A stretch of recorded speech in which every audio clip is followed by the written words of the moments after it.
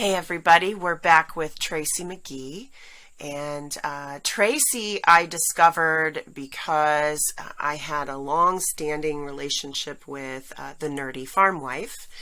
And she recommended, if you've ever looked at anything from the Nerdy Farm Wife, lots of fun stuff. And Tracy has been putting out a lot of that content for quite some time. And the Nerdy Farm Wife recommended that I talk to Tracy, and I'm so glad that she did because I'm getting to know Tracy more, and I can't wait for you to see what she has to share. Tracy has Treasured Creations Homestead, and Tracy, I'm going to turn it over to you and let you introduce yourself. Okay, thank you. So we moved to the country back in 2014. We always knew that we wanted to live in the country. Um, and so we found this piece of property and we moved here. And not too long after that happened, I had a little bit of a health scare. And so I actually ended up finding a lump in my breast, which is, you know, one of the scariest things as a woman that you can probably face, right? In addition to that, my mother actually had previously went through breast cancer. And so I had the family history on top of that. So then started all of the doctor's appointments and the tests and, just all the things. And I found myself with just so much anxiety, and fear, honestly, over all of this, that was happening. And they were talking about doing the genetic testing. So then you decide if you want to surgically, remove your breasts and just all of these really just invasive things. And I went from doing the normal yearly mammogram to, mammogram and then 6 months after MRI and then just repeating that cycle year after year after year. And I thought, as scary as the thought of cancer is, all of that stuff to me almost seemed worse than the cancer itself, and Yeah. and then I thought, what am I doing to myself, both physically and mentally during that process, that might actually, who knows, create the very thing that I'm trying to avoid getting in the first place. And I just thought at that point, there has to be a better way. And, so then I kind of started researching, started talking to people, started learning about natural, things. And so one of the first things that I came across in my research, it's funny because I've always, since I met Jan, the Nerdy Farm Wife, I've always thought I should be called the Nerdy Farm Wife because that would totally, that totally fits me and my personality. I'm a little bit of a nerd. My family always kind of makes fun of me, and that's okay. I embrace it. But so I started researching all of this, and one of Jan's recipes for deodorant was one of the first things that I found. And this recipe that she has on her website for deodorant had a lot of really great herbs and different things like that that can actually support breast health. And so that was kind of the open door for me into this whole world of herbalism, natural living, homesteading, all of those things. And I think the timing of it with us moving here to this property, was just kind of God, really, honestly. I had spent about 16 years prior to that in Mary Kay as a beauty consultant teaching skincare and all of those things. So it was kind of natural that, that skincare and personal care products would be kind of the opening door to this lifestyle, which any of you that are in this lifestyle know it's just kind of a snowball. You kind of start with one thing, and the next thing you know, you're changing how you eat, and you're wanting to grow your own food, and raise chickens and bees and all of those things. So it's just kind of really a progressive thing.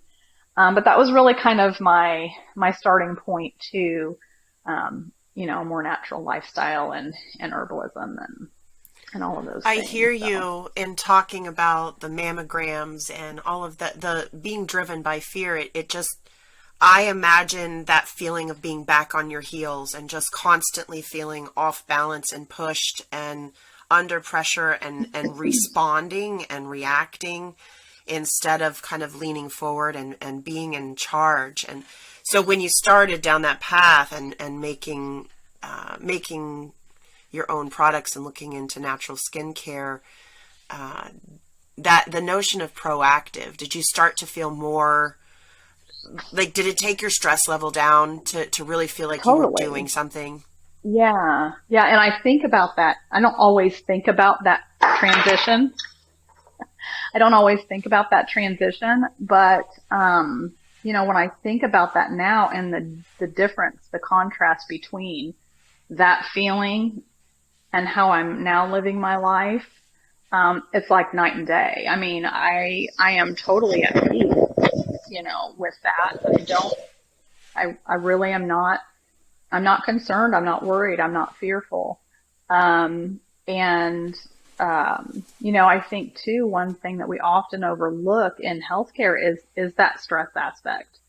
Because there's Yeah. so many studies out now that show how much that stress actually impacts your body, sometimes even more than what you're putting into your body or what you're putting on your body. And so Yeah, that to me is just a huge, and it's not a decision when you make this switch, when you go over the wall into something new like this. You don't believe that nothing will ever happen again. That it's this magic right. entry to this world where nothing happens. But now what would you think if you do encounter a health problem at this point in your life? How would you approach it differently than where you were before? I think, before I've always been kind of a rule follower and a people pleaser my whole life, and before if I go to the doctor and I say, here's what's wrong with me, I have this problem, and the doctor says, okay, let me write you this prescription, or, let me do this surgical procedure on you, or whatever the case might be, I'd be like, okay, well, I guess if that's what I have to do, that's what I have to do. Um, and I'm not that person anymore. When somebody tells me, well, this is what I would suggest you do for this particular situation. I'm going to look at that information, and I'm going to weigh that information with the knowledge that I already have. So, I mean, I've been doing this for, 6, 7 years now, studying and practicing and learning all of these things. And so now I know better, and I know that there are other ways that I can, take care of myself, take care of my health, that are much better, than a lot of the conventional medicines and things like that, that oftentimes actually make us sicker than we already are, Yeah. Yeah. and the biggest thing is keeping from getting to that point to begin with. Like you said, things happen. I mean, I know herbalists and homesteaders that get cancer, I mean, it Mm-hmm. happens. Yep. But the way that you go about it, the way that you attack it, is it's just totally different, and you're really nourishing and supporting and helping your body to heal from that rather than piling on more toxins that in the end, really just kind of worsen the situation. So, Coming from a feeling of empowerment and knowing your body better and not just being caught in this storm that is blowing you whatever way is a totally different way to inhabit an imbalance or an illness. You right. definitely have a way out of it. So, what kind of things did you encounter in looking at sort of the topical applications, things that you were putting on your body that were contributing potentially to lumps and breast problems? So, one of the things that I learned about, in the very beginning is talking about kind of your toxic load. And, your body is designed to eliminate toxins that you come into contact with, and toxins are everywhere. And this is not to bring fear to people, but I mean, there's air and water pollution, Mm-hmm. your beauty products, additives in food, medicines, pesticides, herbicides, plastics. I mean, there's just so much stuff in our modern world, that we come into contact with. A lot of that stuff, some of that stuff, we don't have any control over whatsoever. Yeah. But I believe that there are so many more things that we do have control over, and that those are the things that we should be focusing on, because those are the things that we can control. And as much of it Yep. that we can control, we should. My husband and I recently went to a concealed carry class, and there were some young boys there. I call them boys. They're adult men, but to me, they're boys. I understand. And, yeah, so one of them, he's talking about the energy drinks and, the vapes and all of these things that he puts into his body. And I'm, being the ultimate mother, I'm like, why would you put that stuff in your body? And he's like, oh, I'm going to die young anyway. So I just might as well live it up and, do whatever I want to do. And I said, no, I said, there are so many things around you that, yes, you don't have control over. But when you control the things that you can control, then your body is able to properly handle the rest, and, there's a couple of things that you really want to focus on. Number one is your gut health and your liver health, right? Because those are the places in your body that take care of all of those contaminants that come in. Your liver is hugely detoxifying, but your liver, it's just a liver. It can only do so much, right? It's not a machine. Yeah. It's a part of your created body. And your gut health, your gut can do a lot as well, but in return, those contaminants coming in can also affect the way that your gut, operates. And so you want to try to optimize that health, but then in the same aspect, you want to eliminate as many of those chemicals coming in as possible. Because you can imagine, let's say you're in a boat and you've got a couple little raindrops coming in. You can handle that, right? The boat's not going to sink, fill up with water. But if you bash a big hole in the side of the boat and you've got all of this water rushing in at one time, well, guess what? You're going to sink. You're going to drown because you can't handle that amount coming in. So it's kind of the same way with the toxins. You want to eliminate and reduce as much of that as you possibly can so that your body can then handle the things that you don't have control over that are just, unfortunately, a reality living in the world that we live in. Yeah. And you can make yourself crazy trying to worry about everything. So you can only control the things that you can control. The rest you have to let go. Yeah. And the cancer issue is just one little piece, of so many different issues that, can result from these toxins. Obesity, diabetes, brain function, your immune system, reproductive health. There's so many women that struggle with infertility.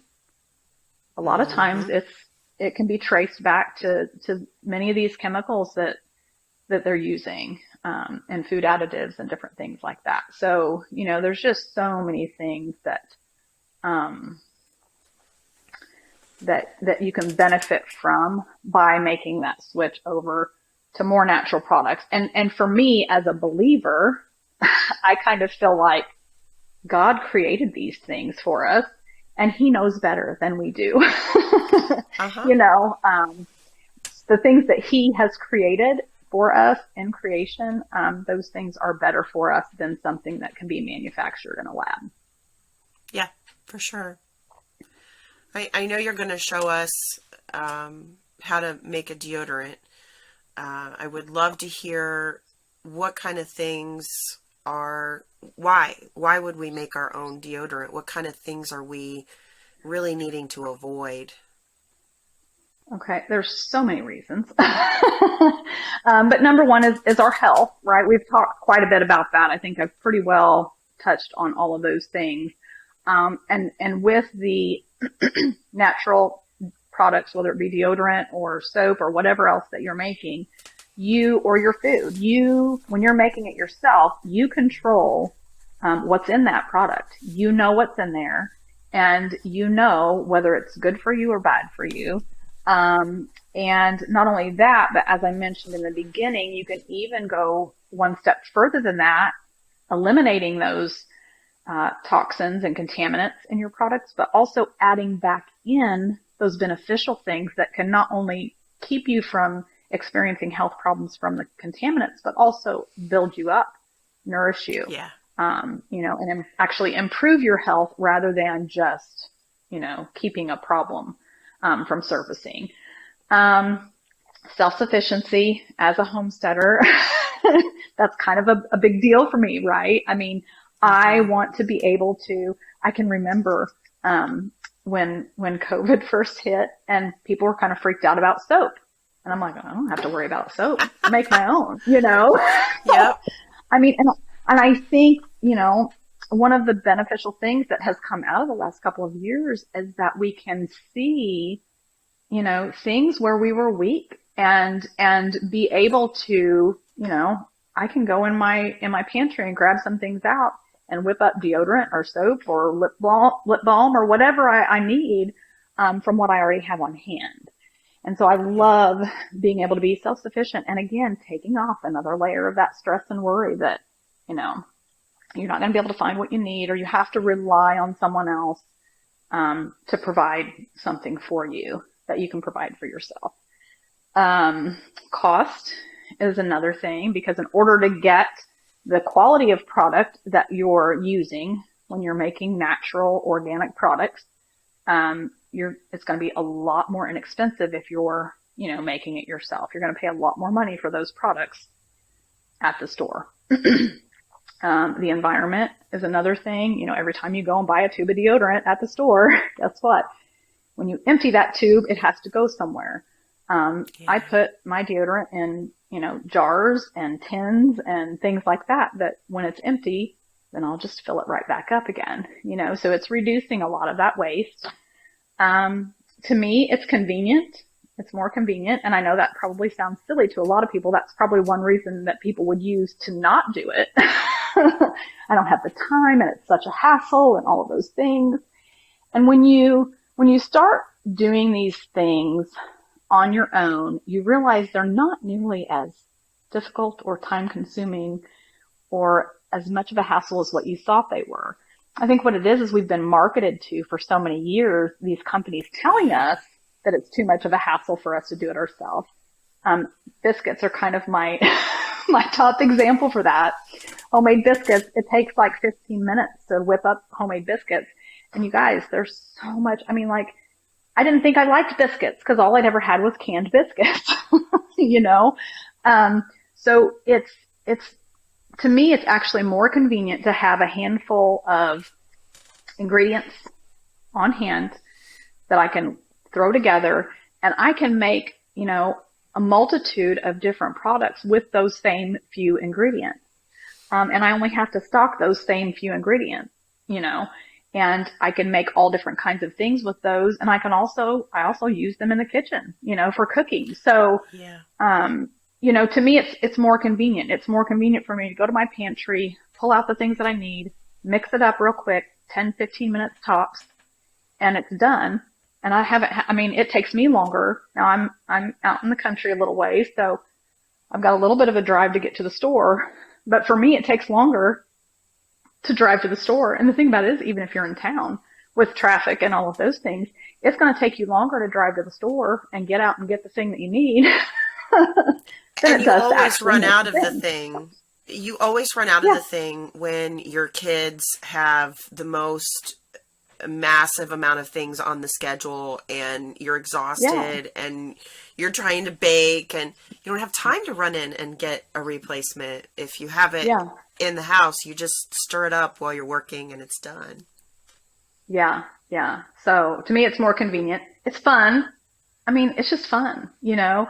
Yeah. I think, again, as a believer, we're created in the image of God and he's the ultimate creator, but I believe that he created us to also have that same desire to create things and Create. not just sit back and consume.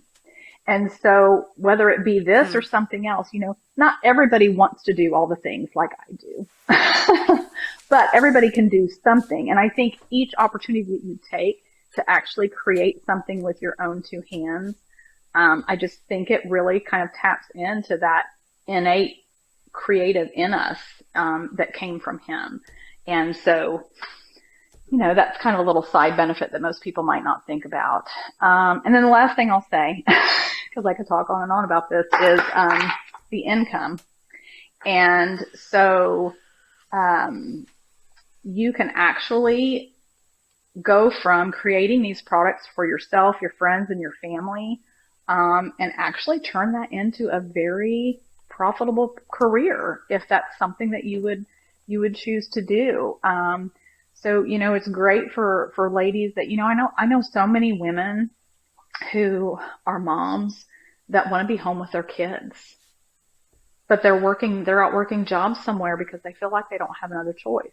I mean, if you have a career outside of the home and that's what you feel called to do, that's awesome. That's great. But there's a lot of women that that's not the case. They are simply there because they have to put food on the table. They don't feel like they can make it, or maybe they're a single mom. They don't have someone else there to provide for their families. So something like this, whether you're making products and selling those products to people, or you're doing something, more like this, where you're using the skills that you've learned to teach other people how to do it for themselves. It can be a great way to bring in some income to your family. So It can also cancel the outgo. So right, yeah, products are expensive, and if you can make it pennies on the hmm dollar, you just made an income. It's yes, a it's a different sort of income, but you right, made what you've earned go much farther. And you mentioned, exactly. I hear a lot of single moms that are stuck in this place where, they've got to go out and they've got to pay for daycare and they've just got to go, and they're missing out on a lot of things they would like to be able to do at home. And stretching the hmm dollar is everything. Yep, for sure. So, So what have you got for us? so today I'm going to show you um, how to, before I get into the actual recipe though, I did want to share a couple of things. Um, there is a website, it's called EWG, Environmental Working Group, and it's at ewg.org. And they actually have on there, if you're somebody that wants to purchase these products somewhere, but you want something that's good and safe, you can actually go on their website. They have a lot of different products on there, cleaning supplies, personal care products, things like that. And what they do is they rate those products on a scale of 1 to 10, 1 being the safest, 10 being the most hazardous. And so you can go on there and you can see different products, see what they're rated. If your product that you're currently using is not on there, you can actually go in. They have a database that you can go in and plug in all of the ingredients on your product, and then it will kind of create a report for you. So that's just a really good resource for people to have. Like I said, if you're wanting to purchase from somewhere else, if you're not wanting to make it, or if you're just not there yet, a great place that you can go and look stuff up and just be a little bit more informed about the products that you're buying. So Great. did want to make sure. And of course, your local farmers markets and health food stores and things like that are also really great places to go and purchase and support your local, your local small businesses as well is really good. So, okay. All right. So let's make some deodorant. So, I want to talk a little bit first about I need to turn on my stove. I almost forgot that. I'll let that get going because it'll take a few minutes for that to melt down. So we're starting off with some coconut oil and some shea butter. I've got just equal parts of those. I've got them in a pan here on the stove. Got about halfway full of water. And I've got it in a glass measuring cup right here. And then I've got just a little pot holder sitting on the bottom of the pan. You can do an actual double boiler. I usually just do it like this because it's just easier. You just want to make sure that your glass is heat resistant so it doesn't explode on you. So you're just Never going to good. melt down the coconut oil. Yeah. Coconut oil and your shea butter. I've got mine measured out by weight. It's probably the soap maker in me. I like to use weight measurements as opposed to volume. It's a little bit more accurate and all of that. And some ingredients like shea butter. So this is my shea butter that I've been using. Now, as you can see, I mean, it's pretty solid. So, it's going to be really difficult it's not going to be super easy to pack something like that into a measuring cup. Um, things like beeswax and different things like that, depending on what form you have them in, can be pretty tough, to get into a measuring cup or a measuring spoon. So I like to use by weight. I've got this really simple little kitchen scale. I think I got it at Walmart for like $11. I mean, they're super, super inexpensive. And if you're going to be doing any of this stuff, a good scale is a super important tool to have. If you're not used to using a scale, there's a unit key on one side and your power or your tare on the other side. So what you're going to do, I'm going to go ahead and do my arrowroot powder next. So I've got 32 grams each of coconut oil and shea butter on the stove. So I'm going to turn my scale on. You want to make sure that your scale is showing 0 whenever you turn it on, okay? If it's not, you can hit that tare button again and it will bring it back to 0, okay? So right now my scale is showing 0, so I'm going to do 25 grams of the arrowroot powder. So the arrowroot powder is going to help absorb any excess moisture. Okay, and then we're going to do 30 grams of baking soda. Okay. Oh, I almost didn't. And you want to hit your tare button before you measure the next thing. Okay. That way you don't have to do math. Yes, math is... Yes. Math can be hard sometimes. Taxing when you're already tired. Right. So just hit that tare button and it'll all go right back to 0. So then you're going to do 30 grams of your baking soda. Again, with the baking soda, you want to be careful because a lot of baking sodas will have added aluminum in them. And aluminum is one of those things that we know is not good for us, right?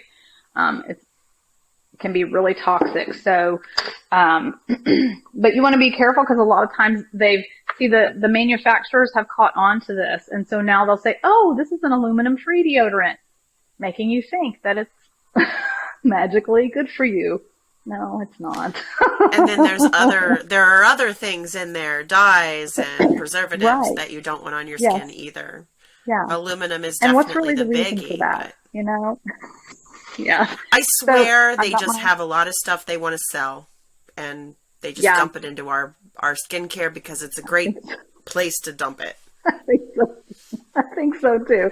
So I've just got my baking soda, arrowroot powder. Kind of give it a little stir, kind of mix it together there real quick. And I was supposed to turn this on before we started so that it would already be melted. And I got super excited and forgot all about it. So it's going to take a little bit for that to melt down. Let me see. So when that melts down, we'll pour it in. We'll mix it all together. Now, and then you want to let it cool down. And then after it cools down, my ears there goes the are too earbud. small, I think, for these crazy earbuds. Okay, I'm back in. Once it cools down, then you will want to put in your essential oils. And you can use whatever kind of essential oils that you want. So this blend that I've done for myself is kind of my signature blend. I kind of like it in everything, but it's lavender, chamomile, and ylang-ylang. And I just use equal parts of that. It's about 15 drops total. And of course you'll want to check, the specific essential oils that you're using and make sure that that amount is safe. And all Are that you talking about 15 drops total for this recipe? Yeah. Yes, 15 drops total for this recipe. Okay. Can you hear me okay? Because my earbud, I think, just went out. Okay. Yes, I can hear you. I'm just going to take it out altogether. Technology. But yeah, I know. So 15 drops total of your essential oils. I used 5, 5, and 5 on those 3. Okay. I think my next batch I'm going to do maybe some eucalyptus and spearmint for my husband because that's kind of one of his favorite scents. And maybe, so my boys and my girl are still using commercial deodorants. My husband and my kids. Um, They don't all transition immediately like you want them to. You people have to yeah, understand that you have to let the different people in your family have their own space and take their own time, and it's their bodies. It's yeah, frustrating, but yeah, it's reality. yeah. And again, control the things you can control, right? Yeah. I started making soap, and my husband and my son immediately took to the soap, and that's all that they use now. And we use the soap that I make as it's formulated as a shampoo bar as well. So that's what we use in our hair, body, everything. My daughter is 17. And as a 17-year-old girl, she wants to buy, you know, all the products. And so Yeah. she buys all the products. And would I like her to be using other things? Yes, absolutely. But you know, I kind of let her do her thing when it comes to that. And like I said, try to control the things that I do control. And when I make food, I try to make sure that that food is, and I'm talking about it all the time, and she's rolling her eyes at me all the time. but, you Yeah, but know, it's reality. If you try and force her, I think that's so wise, and I think it's missed.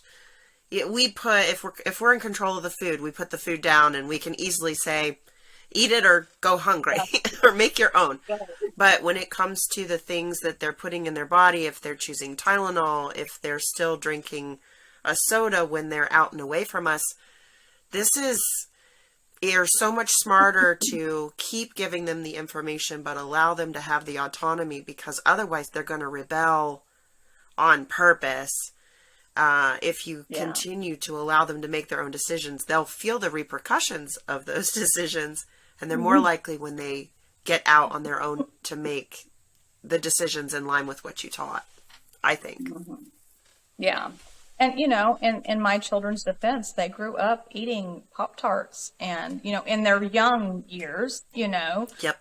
they ate Pop Tarts and boxed cereal and, those kinds of things because that's what I grew up on. That's what I knew. Yep. And so, I think just giving them that information. My daughter actually is taking an anatomy course this semester at school, and she came home the other day talking about hair dye. And so they learned in anatomy class. I was so excited. I was trying to kind of, get my poker face on because, Uh-huh. but, but they learned in anatomy class how that one product, hair dye, how that product affects all of the systems in your body. And I just want to Wow. hug that teacher, because she came home telling me, um, excuse me, about the chemicals in hair dye and how that affects your body. So I thought that was pretty Yeah. cool. But The ripples that we make in others' lives, even in the lives of our family, sometimes we don't get to see that all come to fruition. It's not ours to get to have that victory sometimes, and I think it can be really hard to accept that, but it's the hmm path of true wisdom. And like you're yeah, saying, you can only control, you can really only control yourself. yeah, You can affect your family, but you can't control them. And you'll hmm make yourself crazy and miserable, and relationships will deteriorate if you try. yeah, and She'll come to it on her own. this life, yeah, oh yeah, and this lifestyle is all about the simplicity and the peace and the togetherness of family and those things are more important than all of the other things, right? Yeah. Yeah. So, Yeah. yeah, it kind of defeats the purpose if you're banging your head against the wall trying to force someone to, you know, eat something they don't want to eat or I Yeah. think I'm we're ready so to glad go. you brought that up, because um, that's a really great point to make, and something to share as somebody who is transitioning. because you can't go from Pop-Tarts to saintliness in Right. in a few weeks. Overnight. It doesn't It happen overnight. Yeah, no, Yeah. when that's all kids have ever known or your family's ever known, they have to come to their own conclusions. They have to Yeah. want to walk the same path that you're on. Yeah. It's just the way it is. So what kind of Yeah. things there on your homestead, what kind of things are you doing that are like community facing? What kind of things are you riding this passion and kind of putting out as a business? So actually I am just starting to, my ultimate vision is to have a little shop here on the farm. And I want to Awesome. sell. It's kind of neat because the vision of the shop came really before a lot of this stuff was ingrained in me. I started out wanting to do women's ministry, and actually had a women's ministry for a while online, and we were teaching about Bible literacy and different things like that, and just encouraging and supporting women. And then I was like, I need money from this ministry, right?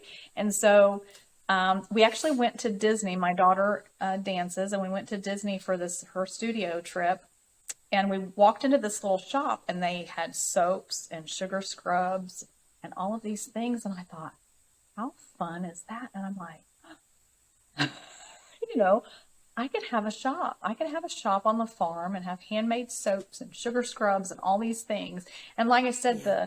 the natural stuff at that point in time wasn't really even a factor. But there was something in that little shop that just kind of spoke to my heart. And I've always been a real crafty person anyway. So it really kind of, I mean, I was crocheting at like 20 years old. So, you know, Wow. it, it, it was not unusual for me to, kind of be drawn to something like that. And then as I began getting more into the herbal things and the natural stuff, that's when I realized, oh, like I could do the soaps and all of those things, and also bulk herbs and the beeswax and the shea butter and all those things that you need to make your own stuff. And kind of this vision of like a little tea shop where people can come and have tea, have a cup of tea, and, just this really nice place where women especially could come and, get the things that they need, but also have some time to just sit and be, and maybe sit Peace. in the garden and have a cup of tea. Yeah, peace, Yeah. And when we found this property, I really felt like it was a gift from the Lord, just the way that it all came about, and that it was a gift that we weren't supposed to keep to ourselves. It wasn't a gift just for us. This was a gift that we were to share with as many people as we possibly could. And so that is, the little shop is kind of a piece of that. I'm actually decided recently, though, that, it takes a lot of money for a building and, all of those things. And I thought, I want to do something now and start bringing people in now. And so I'm actually got scheduled here in a couple of weeks, some in-person workshops. We're going to do a soap making workshop, and we're going to do a crochet workshop also. And so there's a lot of people in the community that have gotten really excited about that. Just kind of I have one lady that messaged me, and she said, well, I've got a friend that just recently lost her husband. And she said, so I'm looking for things to do with her to get her out of the house and just kind of take her mind off of things. And so they're going to come and do one of the crochet workshops. So I'm really I love doing things online. But I'm really passionate too about bringing people here to the farm, because there's just something real special about this place. I mean, everybody that comes here can feel it. It is just that peace. And I think the presence of God is here. And that's not me or anything that I'm doing. It's him. And so People need to I reconnect, want people to and they need those experience that. spaces. Yeah. Yeah. Yeah. And so I'm excited about that. So, I think that's I'm going to awesome. grab my shea butter and my coconut oil here. And you see I've got a jar lifter just because it makes it super easy, but you don't have Oh, to have a that's jar lifter. smart. You can just you can just grab it. Just be careful because it is hot. I'll kind of hold it up so you can see. So everything is nice and clear and all melted down. The coconut oil, of course, melts almost immediately, but that shea butter does take a little bit. And I really like the shea butter because it is nice and moisturizing and really helps out with that. So then we're just going to take our oils, pour them right in here with this.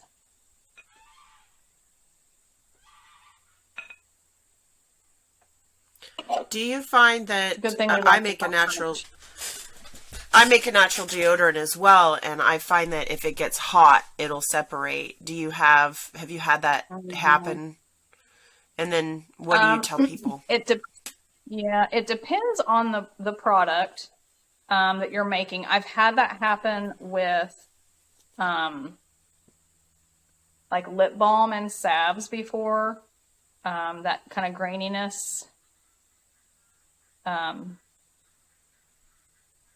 This I don't have a problem with it in this. Wonder if it's the fat. I wonder if it's the shea. Yeah. But I'm not having trouble with it.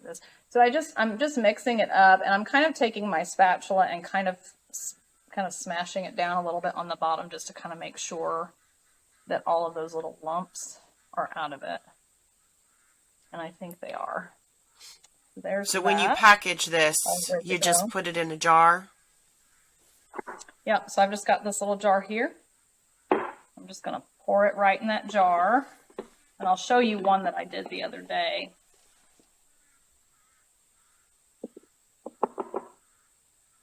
So that perfectly filled up one of these little jelly jars. Okay. So then you want to sit and let that cool.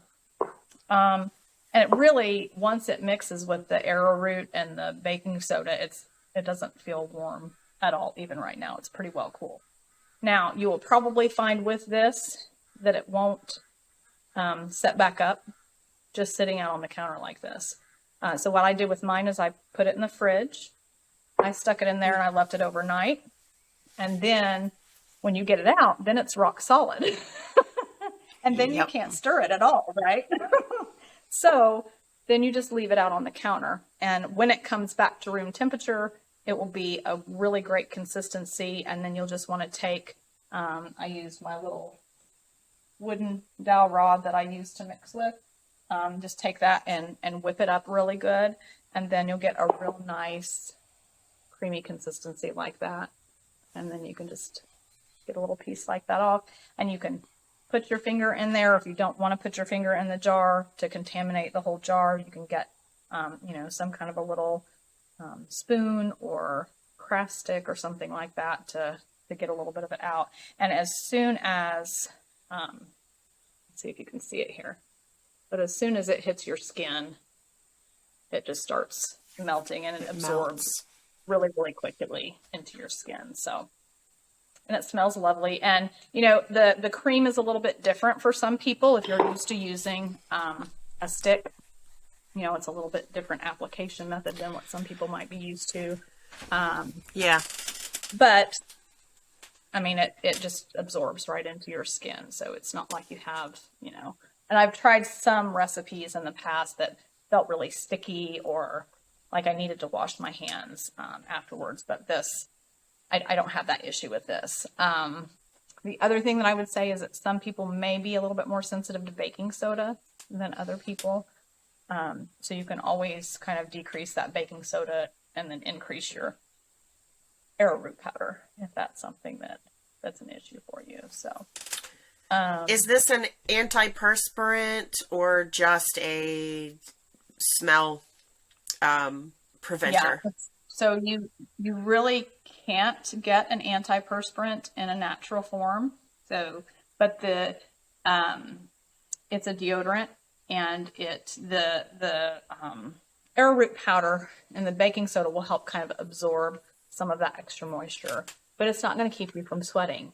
But it's really not a good thing to keep yourself from sweating.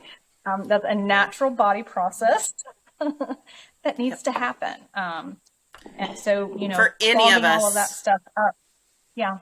Yeah. but So, especially for women. you, yeah. Yeah. So it's really good to let all that stuff just, do its thing. So, Yeah. and I mean, of course, I don't have a lot of issues, with excessive sweating. But I think sometimes too, I think some of that has to do with, again, you know, what we're putting in our bodies and what we're putting on our bodies, you know, um, And what the body's trying to because get rid of. right, yeah, for sure. So, if I'm out in the garden, it's funny because since I've switched to natural, now I did go through, you will possibly go through a transition period, and this is common with a lot of natural products, hair products. Oh my goodness, probably switching my hair was probably the biggest because there was just so much buildup and junk on my hair over the years that it took. It took a lot of detoxing, but your armpits, Yeah. you will most likely experience more stinkiness than usual when you're first transitioning. But there's also some things that you can do for that too, like doing some clay masks and things like that that can kind of help speed that process up a little bit faster. But honestly, I mean, there's a lot of days that I don't even wear deodorant because I don't need it Mm-hmm. because I don't really Yeah. stink. you know. Yeah. Now there are days when I do, if I'm out in the garden and I'm sweating and I'm working and I'm doing all that, yeah, but if I'm just going, I mean, used to putting on deodorant in the morning was like brushing my teeth, I mean, I did it every morning regardless. And now I just don't because I really don't find that I need it as much. I So, think all that smell is a function, obviously, of what people are eating, but also the antiperspirants. I think that's the aluminum aspect of those mhm. deodorants, the things that are stopping the body from passing bacteria and toxic load, then you're just asking it to live in your pits. And so that Mhm. it's waste. It's going to smell. Yeah. The longer it's there, That doesn't smell the longer good. you're going to smell. Yeah. You'll have to prevent the Mhm. smell because it just sits. So once you kind of work through that, yeah, you don't have that problem. It's Yeah. kind of hard for people to wrap their minds around because we've been socialized differently in how to take care of our bodies. Yeah. Yeah. For sure. So, Well, thank you so much for spending time with us for this summit. I am going to share your information. People can get that here beside this talk and find you again. I love especially your point about the need to create. That's something I'm going to ponder today. That the very act of creating really connects us with Creator, mhm. and it's a drive that we're given, and I hadn't thought about that way, so I Yeah. really appreciate that. I think Mhm. we are given that desire, whether it's children or it's paintings or poetry or deodorant, Yeah. or that drive to create is part of being really healthy. We don't Mhm. have to do it all, but Yep. learning how to do bits of it is awesome. I wish you so much good, so many blessings on getting your farm up and running as a place to visit, and I hope I get to come visit someday. Um, Me too. so I'd love to thanks come so visit you one much. day. Yes, Thank come you. see. We can Yeah. compare notes. Yes, We too absolutely. have a tea shop and a place to come and be peaceful and be connected. I think more and more in today's world we need those spaces. So I think you're on the right Absolutely. track to create it. Watching people take their shoulders down out of their ears is everything. Yes, So for sure. yeah. Well, thanks so much for joining us, and Thank you for having me. I hope to talk to you more in the future. All right. Me too, Don.